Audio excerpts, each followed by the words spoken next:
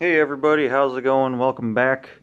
So today we're going to be talking about the horn that you heard in my sound clip that I most recently posted, um, and kind of talk about what I did here. So a lot of you may remember this horn. It's the one that normally sits up there. This is my 12K CSX square tag that I've had forever, even before I started the channel.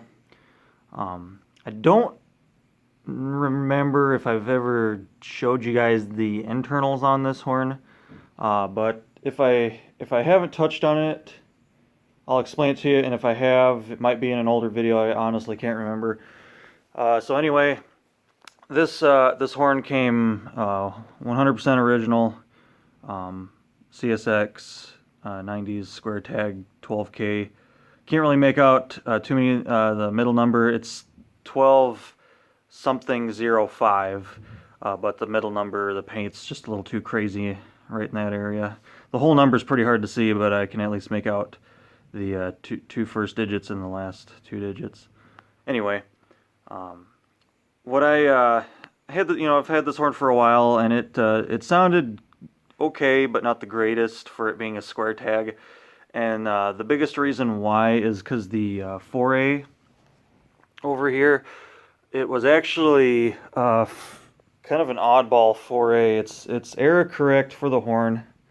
It's a 90s 4A, but somehow it had been um, by the factory. It had been bored deeper than half step bore, so it was actually the exact same bore as like on a 40K era horn. So the same like mid bore, and I've touched on this before. If you guys want to refer back to my 4-bell video explaining the different bore depths. So 40K era stuff like this tri-rail horn has the mid bore 4A. So it's right in between half step and the deeper bore on the raised letter horns.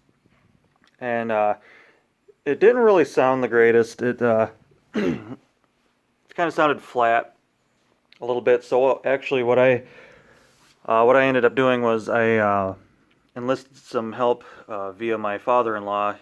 He has some access to some big lathes and stuff like that, so I had him make me a really thin shim. It's a um, really thin shim. Maybe sometime I'll open this up and show you guys, but it's probably the thinnest shim I've ever seen. And I couldn't doing the countersinks was kind of interesting on that because I couldn't completely bury the bolt heads, the little teeny bolts that are in there for it, and but it worked out perfect. Looks great, and like I said, sometime I'll open that back cap up and show you guys the shim that's in there. So we brought it back up to a half step bore, which it should be, and then I went and reconditioned all the nozzles. That's something that I didn't do previously. Another thing that I did that I didn't do when I did the first round of restoration on this horn was I didn't tap any of the bolt holes. I didn't clean the bolts up the best. So I went back, I retapped every bolt hole on the bell's manifold, ran dies on all the bolts to get all the bolts really nice and clean because some of the bolts were kind of hard to get in and out. So I didn't want to have anything bind up to the point where I'd break one of the original bolts. This horn has every single one of its original bolts, other than the shim that I've applied in there, and of course the debris covers. Other than those, the horn is 100% original. And some of you might be wondering, okay, why do I have it in this weird bell arrangement? Well, I wanted to make, since I was freshening this horn up, I wanted to make kind of a copycat of what CSX 3310 is currently has on it. It's a lot of you people know that locomotive by now. If you don't, it's a CSX Gevo that somebody did a swap with. It would have originally came with a raised letter K5HL, just a normal raised letter K5HL, and a few months ago somebody had swapped that out for an actual really nice sounding square tag era K5LA. Don't know why, don't know how, but it's pretty cool. like I said, most of you who are watching this should know what that locomotive is, and I've heard the horn. It's a beautiful, beautiful sounding horn. So I kind of fixed my square tag up to make it sound perfect. As you guys if you guys haven't heard the sound clip yet, just go back one video. That's the sound clip of this horn. It's really beautiful, bright, square tagged sound. And so what I wanted to do was basically just is kind of a cool thing, and basically just make a copycat of what 3310 currently has.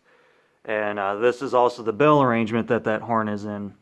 Took me a little while to find pictures that kind of showed the bell arrangement, and some people thought it was kind of a different bell arrangement than what it actually is, but this is as it sits on the locomotive now.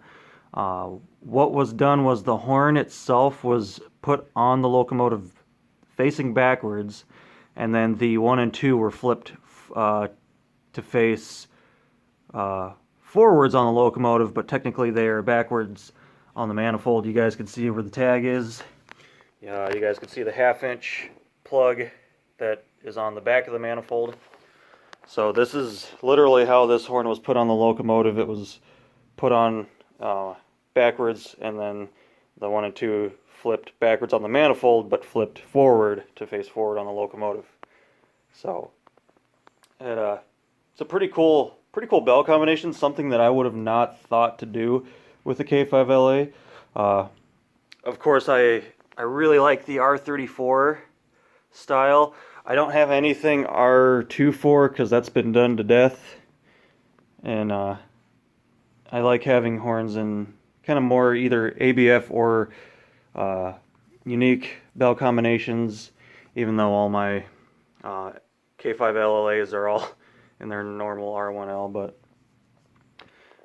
when I get the chance to do a cool bell combination, I really like to. So when I found all the angles that I needed to see what way the bells were facing on this, I went ahead and thought that I thought it was pretty cool. So I went ahead and did this horn up as a copycat of that. And even went as far as to put the debris covers on there, because I think it looks pretty cool. They're just the normal run-of-the-mill or E-rail power debris covers, just the fabric and mesh ones with the bungee cords to keep them tight around the flares of the bells. And just kind of threw that on there just to kind of finish it up, because the actual horn that's on the locomotive has debris covers. Clearly they're not this clean, but figured I'd put them on there. It looks pretty cool. And like I said, someday, probably in the far future, when I can finally do run-bys, this horn will sound really, really cool, just as it does on the locomotive. The Dopplers of that locomotive are just gorgeous. The horn sounds really great up there, so I really wanted to take this opportunity and make myself a replica of that horn. And this is pretty much it. Did all the work to improve the sound on this. Really happy with how it sounds now. It's up to where it should be, in my opinion. I really like it. And now it looks really unique. It's unlike any other K5LA that I have right now. So I'm really happy with that too. It really makes it its own piece.